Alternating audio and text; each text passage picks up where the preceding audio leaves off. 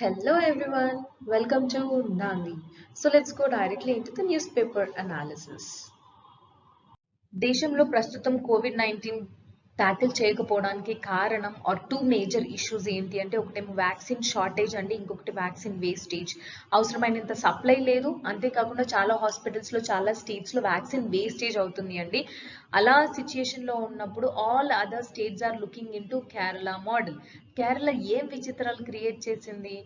కేరళలో ఏమైనా తక్కువ కేసెస్ ఉన్నాయా అంటే లేదండి, కేరళలో కేసెస్ కూడా చాలా ఎక్కువగా ఉన్నాయి. బట్ కోవిడ్ వల్ల వచ్చి చనిపోయే రేట్ ఉంటుంది కదండి, ఫ్యాటలిటీ రేట్ ఈస్ కంటిన్యూస్లీ డిక్రీజింగ్. అంతేకాకుండా వాళ్ళు లాస్ట్ ఇయర్ స్టార్ట్ చేసిన మెజర్స్ ఇప్పటి వరకు కూడా ఏ మధ్యలో కూడా ఎక్కడ హాల్ట్ చేయలేదు, అది స్టాప్ చేయలేదు, కంటిన్యూస్గా మెజర్స్ తీసుకుంటూనే ఉన్నారు, unlike other states and central government. ఇంతే కాదండి, విచిత్రం ఏమిటి అంటే 73 lakh కంటే ఎక్కువ డోసెస్ వాళ్ళు రిసీవ్ చేసుకున్నారు వ్యాక్సిన్స్.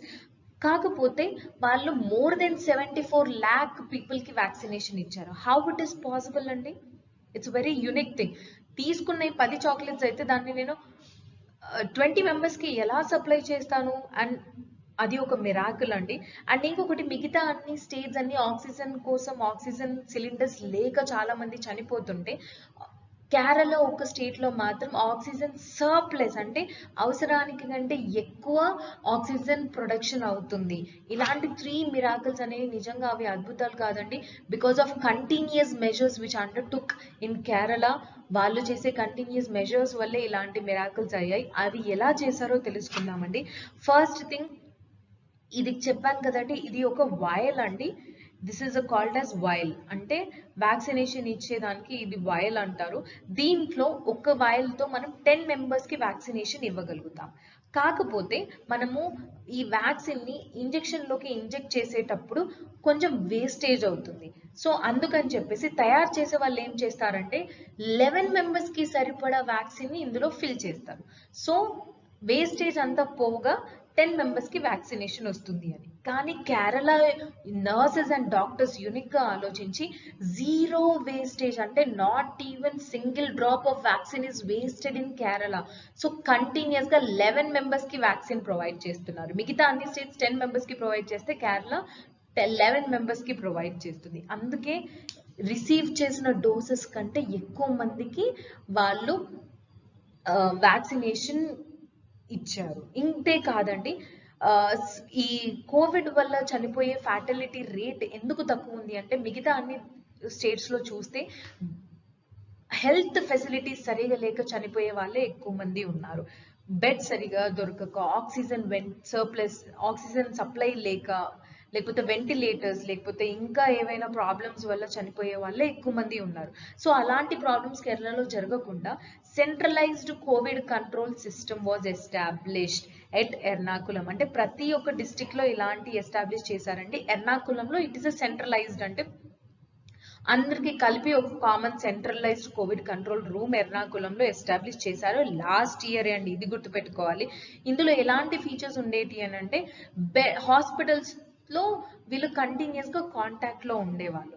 అండ్ ఈ సెంట్రలైజ్డ్ కోవిడ్ కంట్రోల్ సిస్టమ్కి డెవలప్ చేసిన సాఫ్ట్వేర్ ఉంటుంది కదండి, ఇక్కడ చూస్తే మీకు కంట్రోల్ సిస్టమ్ కనిపిస్తుంటుంది.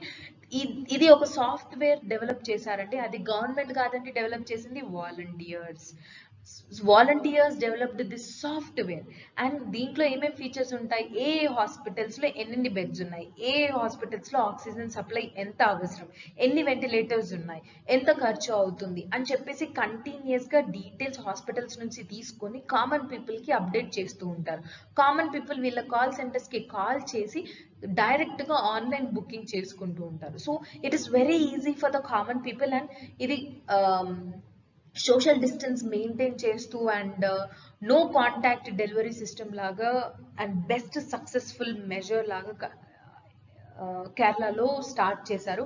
And it is every state want to develop such system even in their states too. ఈ సెంట్రలైజ్డ్ కోవిడ్ కంట్రోల్ రూమ్ లో ఎలా వర్క్ అవుతుందో ఒక చిన్న ఎగ్జాంపుల్ లాగా తీసుకుందామండి. వన్ కంట్రోల్ రూమ్ తీసుకుంటే అలా చాలా కంట్రోల్ రూమ్స్ ఉన్నాయి. ఒక కంట్రోల్ రూమ్ కి 30 to 40 మెంబర్స్ టీమ్ గా డివైడ్ అవుతారండి. వాళ్ళ కింద కొన్ని ప్రైవేట్ హాస్పిటల్స్ అండ్ కొన్ని గవర్నమెంట్ హాస్పిటల్స్ ఉంటాయి. వీటికి సంబంధించిన డాటా అంతా కంటిన్యూస్ గా హాస్పిటల్స్ లో ఉన్న సిబ్బంది వాళ్ళు అప్డేట్ చేస్తూ ఉండాలి. అండ్ అంతేకాదండి, వీళ్ళు ఇంకొక టీం ఏం చేస్తుందంటే కంటిన్యూస్ గా నెగోషియేట్ చేస్తుంది హాస్పిటల్స్ తోని. ఇన్ని బెడ్స్ అవైలబిలిటీ చేయండి, ఇంకొన్ని ఎక్కువ చేయండి, ఇంకొన్ని వెంటిలేటర్స్ చేయండి అని చెప్పేసి వాళ్ళతో కంటిన్యూస్ గా మాట్లాడుతూ ఉంటుంది. అండ్ ఇంతే కాదండి, ఇంకొకటి పర్టికులర్ గా ఆక్సిజన్ కోసమే సెపరేట్ గా ఒక కంట్రోల్ రూమ్ పెట్టారండి. అంటే ఆక్సిజన్ ఎంత సప్లై అవుతుంది, ఆ సప్లై అయ్యే వాళ్ళు హాస్పిటల్స్ కి మధ్యలో కాంటాక్ట్స్ ఎలా ఉంటున్నాయి, అండ్ ఎక్కడి నుంచి ఏ ఏరియా నుంచి ఏ ఏరియాకి ఆక్సిజన్ సప్లై కావాలి అని చెప్పేసి ఇవన్నీ డీల్ చేయడానికి సెపరేట్ గా ఒక ఆక్సిజన్ వార్. అంటే ఒక్క కంట్రోల్ టీమ్ లో ఇన్ని మెంబర్స్ ఉంటారండి. హౌ ఎఫిషియంట్ ఒకసారి ఆలోచించండి. అండ్ ఇంతే కాదండి, ఇది డిస్ట్రిక్ట్ లెవెల్లో కంట్రోల్ రూమ్స్ ఉంటాయి. మనం ఇప్పుడు కోవిడ్ సెకండ్ వేవ్ చూస్తే విలేజ్ లో ఎక్కువ మందికి కోవిడ్ వస్తుంది. అంటే even Covid enter into the villages. So village వాళ్ళతోని కంటిన్యూస్ గా కాంటాక్ట్ లో ఉండుకుంటూ ఈ కంట్రోల్ రూమ్స్ అనేది మెజర్స్ తీసుకుంటాయి. ఎలా అంటే more than 7,000 sub control rooms and call centres establish చేశారు ఈచ్ పంచాయత్ లెవెల్లో. ఈ స్మాల్ సబ్ కంట్రోల్ రూమ్స్ ఈ మెయిన్ కంట్రోల్ రూమ్స్ తో కంటిన్యూస్ గా కాంటాక్ట్ లో ఉండి విలేజ్ లెవెల్లో ప్రాబ్లమ్ ని సాల్వ్ చేస్తుందండి. And it's very unique thing. Most of the government schemes ఏవైనా మనకి గ్రాస్ రూట్ లెవెల్కి వచ్చేసరికి అవి కరెక్ట్ గా రీచ్ అయ్యే వాళ్ళకి రీచ్ అవ్వట్లేదు అనేది చాలా పెద్ద ఇష్యూ మన పాలసీ ఆఫ్ ది గవర్నమెంట్స్వి. ఆ ఇష్యూని ట్యాకిల్ చేసేస్తున్నారు ఈ వాలంటీర్స్ అందరూ కలిపి. అండ్ ఇంతే కాదండి, కమ్యూనిటీ కిచెన్స్ వాళ్ళంతట వాళ్ళే ముందుకు వచ్చేసి కమ్యూనిటీ కిచెన్స్ కంటిన్యూస్ గా కోవిడ్ వాళ్ళకే కాదండి, even migrant labours, common people, students ఎవరైతే ఫుడ్ అవైలబిలిటీ లేకుండా వాళ్ళందరికీ కూడా సప్లై చేస్తున్నారు. And it mostly free of cost. And అంటే దీంట్లో government and private organisations and even volunteers, NGOs వాళ్ళందరూ కలిపి కోవిడ్-19 ని ట్యాకిల్ చేయడానికి మెజర్స్ తీసుకుంటున్నారు. And it's a very unique thing. ఇంకొకటి ఆక్సిజన్ సర్ప్లస్ ఎందుకు ఉంది అని అంటే లాస్ట్ ఇయర్ లోనే ఒకప్పుడు Kerala is depending on neighbouring states. Tamil Nadu and Karnataka పైన ఆక్సిజన్ సిలిండర్స్ పైన డిపెండ్ అయ్యేది. అలాంటిది ఇప్పుడు రోజుకి 204 టన్స్ కంటే ఎక్కువ ఆక్సిజన్ ని ప్రొడ్యూస్ చేసుకుంటూ one of the oxygen surplus state గా నిలిచింది. ఎలా అంటే petroleum and explosive safety organisation నుంచి లాస్ట్ ఇయరే లైసెన్స్ పొంది కొన్ని ఆర్గనైజేషన్స్ కి లైసెన్స్ ఇచ్చింది. ఆక్సిజన్ ప్లాంట్స్ అంటే విచ్ ప్రొడ్యూసెస్ ఆక్సిజన్. సో వాళ్ళు కంటిన్యూస్ గా లాస్ట్ ఇయర్ నుంచి ఆక్సిజన్ ని ప్రొడక్షన్ చేయడం వల్ల ఇప్పుడు ఆక్సిజన్ సప్లై లేక చనిపోయే రేట్ అంటూ కేరళలో లేదు. సో మిగతా అన్ని స్టేట్స్ కేరళని ఎందుకు చూస్తున్నాయి అంటే because of all these miracles అనేవి వాటికంతా అవే అవ్వవండి. కంటిన్యూస్ గా మనం నిజంగానే కాన్సన్ట్రేషన్ లెవెల్ తో ఎఫర్ట్ అనేది కంటిన్యూస్ గా ఉంటే obviously miracle happens. Even for our competitive exams మీరు కంటిన్యూస్ గా చదవడం ఇంపార్టెంట్. ఒక రోజు 10 hours చదివి నెక్స్ట్ డే ఓన్లీ 2 hours చదివితే it may not be possible. So continuity is much more important అన్నదానికి బెస్ట్ ఎగ్జాంపులే మీ Kerala model. India China relations గురించి ఒక ఆర్టికల్ వచ్చింది అండి. అంటే ఎలా bilateral relations between India and China degrading అంటే తక్కువ అవుకుంటూ వస్తున్నాయి అని చెప్పేసి 2017లో డోక్లాం ఇష్యూ గురించి మనందరికీ తెలిసిందే. డోక్లాం ఎక్కడ ఉంది అనేది జాగ్రఫీ పాయింట్ ఆఫ్ వ్యూ మీకు north to south, east to west or west to east arrange చేయమని వచ్చినప్పుడు you can see here Doklam capital Thimphu ఇక్కడ, అండ్ ఇక్కడ డోక్లాం, అండ్ ఇక్కడ గ్యాంగ్టాక్, అండ్ ఇక్కడ నేపాల్ సంథింగ్ క్యాపిటల్ ఏదైనా కాఠ్మండు ఇచ్చారు అనుకోండి, east to west or north to south ఇలా అరేంజ్ చేయమని most of the competitive exams అడుగుతాయి. సో అందుకని ఈ ఫిగర్ నేను ఇక్కడ పెట్టాను. థింపు, డోక్లాం, గ్యాంగ్టాక్ అండ్ కాఠ్మండు అని చెప్పేసి ఇలా నేర్చుకోవడానికి ట్రై చేయండి. అండ్ డోక్లాం ఇష్యూ అయిన తర్వాత ఇండియా చైనా మధ్యలో ప్రాబ్లమ్ సాల్వ్ చేయడానికి వుహాన్ సమ్మిట్ 2018లో వుహాన్ సమ్మిట్ అయింది. కానీ రీసెంట్గా మనకి గాల్వన్ వ్యాలీ ఎక్కడ ఉందండి? ఇక్కడ చూస్తే కనిపిస్తుంది మీకు. ఇండియా ఇక్కడ జమ్మూ అండ్ కాశ్మీర్ రీజియన్ లో అక్షయ్ చిన్ region which was occupied by China, ఈ ప్లేస్ లో గాల్వన్ వ్యాలీ ఉంది. సో ఇది కూడా north to south, east to west అని ఏదైనా తెలుసుకోవాలి అంటే తెలుసుకోండి. సో అందుకని మాత్రమే ఇది పెట్టాను. సో గాల్వన్ వ్యాలీ అయిన తర్వాత ఇప్పుడు రీసెంట్ గా బ్రిక్స్ వర్చువల్ మీట్ అయింది. 2021 లో చైర్మన్షిప్ ఎవరు ప్రొవైడ్ చేశారండి? ఇండియా. 2020లో Russia. It was held at Moscow and 2021 లో India provided the chairmanship. So ఈ బ్రిక్స్ వర్చువల్ మీట్ అనేది ఇండియా ఉన్న చైనా రిలేషన్స్ ని మళ్ళీ మామూలుగా చేస్తుందా చేయదా అన్నది ఆర్టికల్ అండి. కానీ చెయ్యలేదు అనడానికి కారణం ఏంటి అంటే కంటిన్యూస్ గా చైనాకు ఇండియాకి మధ్యలో కొన్ని ఇష్యూస్ అవుతున్నాయి. First thing is and Malabar naval exercise లో ఎవరెవరు ఉన్నారని please do comment in the comment section box. దీంట్లో రీసెంట్ గా ఆస్ట్రేలియా పార్టిసిపేట్ చేసింది.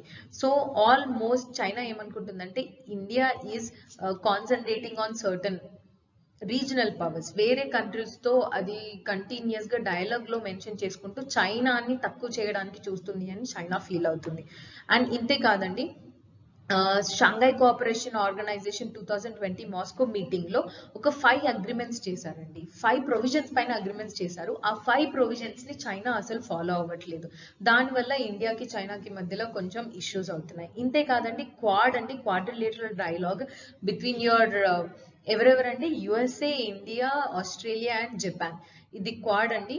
ఈ క్వాడ్ కంట్రీస్ అన్ని కలిసి like China is thinking that it is the body which was against the development of the చైనాకి అగేన్స్ట్ గా ఇది క్వాడ్ పెట్టారు అని చెప్పేసి చైనా ఫీల్ అవుతుంది.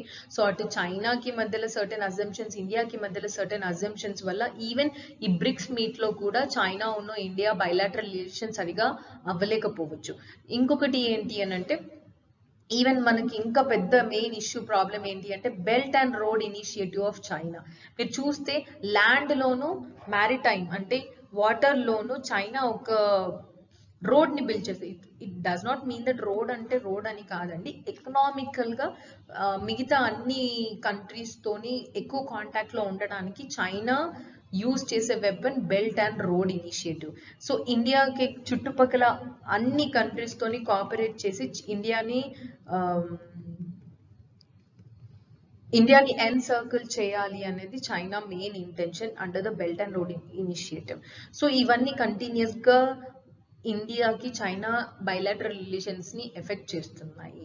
And most of the organisations ఏమైనా మీకు పేపర్ లో వస్తే ఆ ఆర్గనైజేషన్ గురించి మొత్తం తెలుసుకోవాలా అని చెప్పేసి చిన్న చిన్న మిస్కన్సెప్షన్స్ ఉన్నాయి. అది పోగొట్టడానికి నేను బ్రిక్స్ పైన ఒక చిన్న ఆర్గనైజేషన్స్ ఎలా చదవాలి ఏంటి అనేది ఒకటి చేశాను. అండ్ ఇంకొకటి ఏంటి అంటే మీరు ఇలా న్యూస్ లో ఏవైనా వస్తే I talked only about BRICS here. So మీరు క్వాడ్ గురించి, షాంఘై కోఆపరేషన్ ఆర్గనైజేషన్ గురించి మీరు నేర్చుకోవాలి. మలబార్ నావల్ ఎక్సైజ్ గురించి కూడా please do comment in the comment section. మీకు ఇంకా ఏమైనా డౌట్స్ ఉంటే నేను కామెంట్ సెక్షన్ లో సాల్వ్ చేస్తాను. ఫ్రెండ్స్, కామన్ గా మనకందరికి ఉండే డౌట్స్, కరెంట్ అఫైర్స్ లో చాలా రకాల ఆర్గనైజేషన్స్ వస్తాయి, రీజనల్ గ్రూప్స్ వస్తాయి.